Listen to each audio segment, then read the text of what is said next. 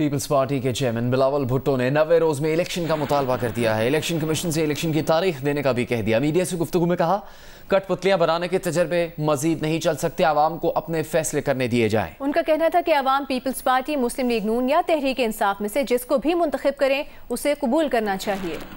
نگراں وزیر اعظم کی زیر صدارت خصوصی سرمایہ کاری سہولت کونسل کی ایپکس کمیٹی کا اجلاس ہوا۔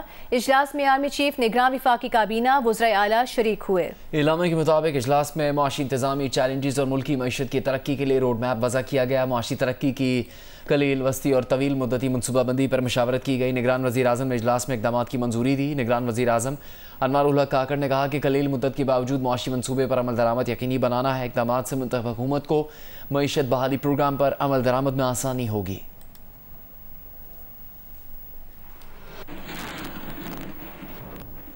نگران وزیر خزانہ شمشاد اختر نے کہا کہ بیرون ملک سے ترسیلات زر اور برآمدات میں کمی کی وجہ سے غیر ملکی زر مبادلہ کے ذخائر پر دباؤ بڑھا۔ IMF کی طرف سے معیشت کا جائزہ نومبر میں لیا جائے گا، جس کے بعد دسمبر تک IMF سے قرض مل سکے گا۔ کتنا قرض ملے گا نہیں بتا سکتے۔ سال 2024 میں مجموعی طور پر پاکستان کو $6 ارب کی فائننسنگ ملنے کی توقع ہے۔ اسمگلنگ اور ذخیرہ اندوزی پر قابو پانے کی کوشش جاری ہے۔ ریاستی اداروں کی نجکاری پر کام ہو رہا ہے۔ تمام نگراں وزراء ایک ٹیم بن کر کام کر رہے ہیں۔ اسلام آباد سے اشرف ملخم کی رپورٹ دیکھیے۔ وزیر خزانہ نے خصوصی سرمایہ کاری سہولت کونسل کے اجلاس کے بعد دیگر وزراء کے ساتھ مشترکہ پریس کانفرنس میں بتایا کہ اب معیشت کی بحالی کے لیے اصلاحات ناگزیر ہیں۔ عام شہری کو معاشی طور پر خود مختار بنانا ترجیح ہے۔ ہم ملک کی معیشت کو مضبوط کرنے کے لیے روڈ میپ بنا رہے ہیں۔ آپ کو پتہ ہے کہ IMF کا نومبر میں ریویو آئے گا، تو اس کی سیکنڈ ٹرانچ کی ریلیز کا ہوگا۔ سو ون کین ایکسپیکٹ کہ by the end of the year وہ ایک فلو آئے گا، اور اس کے ساتھ ہی ایشین ڈیولپمنٹ بینک کا بھی آئے گا۔ ورلڈ بینک کی بھی کچھ لونز ہیں جن پہ فاسٹ ٹریک اگر ہم ایکشن لیں تو اس کا بھی پاسبل ہے، بٹ ایکچوئل پریسائز اماؤنٹ کیا ہوگا وہ ذرا بھی ٹائم لگے گا ڈسکشن میں۔ بٹ اگر آپ فل ایئر کا پوچھیں تو وی آر ہوپنگ کہ it will be close to about 6 billion. Doctor Shamshad Akhtar نے کہا کہ SMEs اور زراعت کے شعبے میں اصلاحات لا رہے ہیں، ملک کو قرضوں سے نکالنے کے لیے اقدامات کر رہے ہیں۔ ملک کی معیشت کی ترقی کے لیے ہم مختلف امور کا جائزہ لے رہے ہیں۔ سوشل سیفٹی نیٹ پر بھی کام کریں گے۔ اس وقت قرضوں کا بوجھ بینکوں پر ہے، جسے کیپٹل مارکیٹ پر شفٹ کریں گے۔ جس چیز کو ہم پش کرنا چاہ رہے ہیں وہ یہ ہے کہ ڈیٹ کا جو برڈن ہے of the state owned enterprises وہ اس وقت سولی بینکنگ سیکٹر پہ ہے، اور ایون جو ہم بورنگ کرتے ہیں وہ بینکنگ سسٹم سے ریز ہوتی ہے لارجلی، تو ہم اس کو ڈائیورسفائی کریں گے تھرو دا کیپٹل مارکیٹ۔ کابینہ کی کمیٹیاں ایکٹیو ہو گئی ہیں۔ ملک میں اسمگلنگ کے حوالے سے سائز کا اندازہ نہیں، تو ہم کرنسی اور اشیاء کی اسمگلنگ روکنے کے لیے اقدامات کیے جا رہے ہیں۔ اسمگلنگ سے متعلق اقدامات کے مثبت نتائج مرتب ہوں گے۔ کیمرہ مین ساجد طارق کے ساتھ اشرف ملخم، جیو نیوز، اسلام آباد۔ FC کے اجلاس کے بعد وزیر توانائی محمد علی نے کہا کہ گیس سیکٹر کا گردشی قرضہ سود ملا کر 2700 ارب ہو گیا ہے۔ گیس کی قیمتیں فریز ہیں، جس کی وجہ سے سالانہ 350 ارب روپے کا نقصان ہو رہا ہے۔ ملک بھر میں گیس کی قیمتیں بڑھانی پڑیں گی۔ بجلی پر ریلیف کے لیے IMF کو تجاویز بھیج دی ہیں۔ پیر تک جواب آنے کا امکان ہے۔ IMF سے گردشی قرضے پر بات چیت جاری ہے، مگر رقم بہت بڑی ہے، اس کے لیے وقت درکار ہوگا۔ اگلے مہینے تیل اور گیس کی تلاش کے لیے 24 بلاکس کی نیلامی کی جائے گی۔ سپریم کورٹ کے 5 رکنی بینچ نے آڈیو لیکس کیس میں چیف جسٹس سمیت 3 ججز پر حکومتی اعتراضات کی متفرق درخواست مسترد کر دی۔ فیصلے میں کہا کہ ان پر اٹھائے گئے اعتراضات کی قانون کی نظر میں کوئی اہمیت نہیں۔ بینچ پر اعتراض کی درخواست اچھی نیت کی بجائے بینچ کے رکن کو ہراساں کرنے کے لیے دائر کی گئی، جو عدلیہ کی آزادی پر حملہ ہے۔ آڈیو لیکس انکوائری کمیشن کے خلاف دائر درخواستوں کی سماعت میں ججز پر اعتراض کا تفصیلی فیصلہ 3 ماہ بعد جاری کر دیا گیا۔ 32 صفحات پر مشتمل تفصیلی فیصلہ chief justice Pakistan justice Umar Ata Bandial نے اپنی ریٹائرمنٹ سے 1 ہفتہ پہلے جاری کیا ہے۔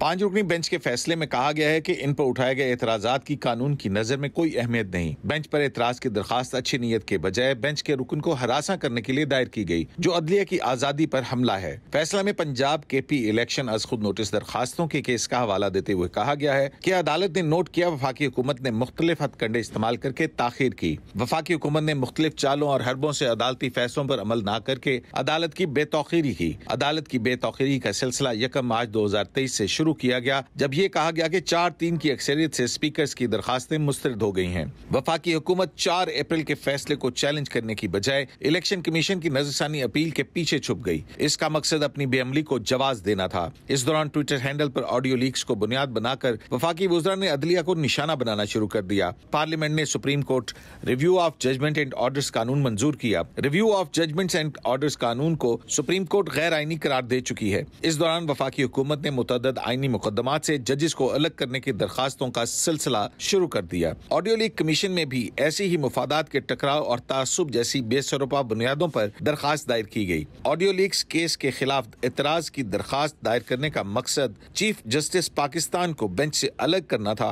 वफाकी वुज़रा ने मुख्तलिफ मुकदमात सुनने वाले जजेस के खिलाफ बयानबाजी की। वफाकी वुज़रा ने सूबाई असम्बलियों में इंतखाबात के खिलाफ केस में अवामी फोरम्स पर इश्तियाल अंगेज बयानात दिए। मकसद वफाकी हुकूमत के एजेंडे को तकवीयत देना था। सुप्रीम कोर्ट ने वफाकी हुकूमत के इस रवैये को इंतहाई तहम्मुल और सब्र से बर्दाश्त किया। किसी भी हतमी अदालती फैसले की पाबंदी लाजिम है। फैसले पर अमल दरामद न करने पर आइन में नताइज दिए गए हैं। तफसीली फैसले में कहा गया कि हुकूमत की मुतफरिक दरखास्त अदलिया पर हमला है। एतराजात की मुतफरिक दरखास्त मज़मूम मकासद के लिए दायर की गई जो मुस्तरद की जाती है। नुमाइंदा ख़ुसूसी अब्दुल क़य्यूम सिद्दीकी, जियो न्यूज़, इस्लामाबाद। कराची के इलाके सुरजानी टाउन में जमात इस्लामी के काउंसलर के कत्ल में मुलविस 3 मुलजिमान को पुलिस ने गिरफ्तार कर लिया, जबकि मरकजी मुलजिम फरार हो गया है। मकतूल की नमाज जनाजा अदा करने के बाद तदफीन कर दी गई। कराची के इलाके सुरजानी टाउन सेक्टर 4B में गुज़श्ता शब कुंडा माफिया की फायरिंग से जाम होने वाले यूसी काउंसलर हबीब के कत्ल में मुलविस 3 मुलजिमान को पुलिस ने गिरफ्तार कर लिया। पुलिस का कहना है कि वाक़े में मुलविस मरकजी मुलजिम कराची से फरार होने में कामयाब हो गया, जिसकी तलाश जारी है। पुलिस के मुताबिक मुलजिमान इलाके में कुंडे से बिजली फराहम करके रकम वसूल करते थे। दूसरी जानिब जाम भाग जमात इस्लामी के काउंसलर हबीब की नमाज जनाजा मकामी मस्जिद में अदा की गई। सुरजानी में कुंडा माफिया के हमले से जानी नुकसान पर के इलेक्ट्रिक का बयान भी आया है।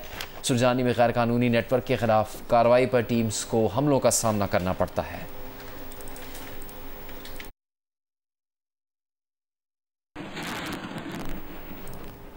अफगानिस्तान से नौकरी के झांसे में पाकिस्तान आने वाली खातून को ट्रैफिक पुलिस लाहौर ने वो रस्ता से मिला दिया। तर्जुमान ट्रैफिक पुलिस के मुताबिक 30 साल की अफगान खातून को नामालूम खातून नौकरी का झांसा देकर 1.5 साल पहले लाहौर लाई थी और उन्हें शिराकोट के इलाके में छोड़कर फरार हो गई थी। यहाँ से खातून को ईदी होम मुंतकिल कर दिया गया। ईदी होम में ट्रैफिक पुलिस की ऐप टीम की मुलाकात अफगान खातून से हुई।